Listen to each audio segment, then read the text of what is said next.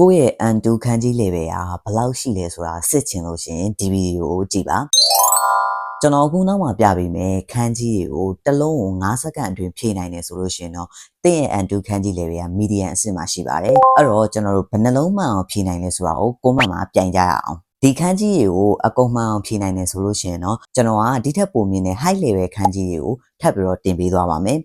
မသိသေးတဲ့လူတွေအတွက်လည်းတခါလေးလေ့လာလို့ရအောင်အတန်ထွက်နဲ့အတိတ်ပဲပါထည့်ပေးထားပါတယ်အဲ့တော့ကျွန်တော်တို့စလိုက်ကြအောင်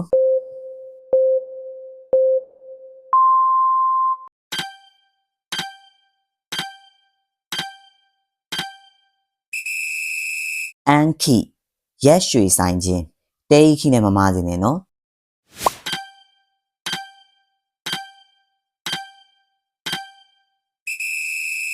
ဟိုးဖူကျွယ်ဝတော့ပေါ်များတော့အစားအသောက်ဒါမှမဟုတ်ဘူးသူရကျွယ်ဝတာမျိုးတွေမှာအသုံးများပါတယ်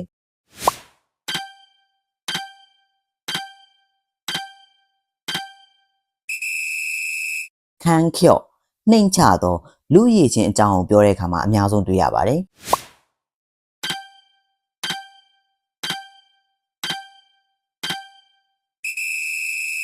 နတ်တုခုသဘောတူလက်ခံခြင်းနားလေလက်ခံခြင်း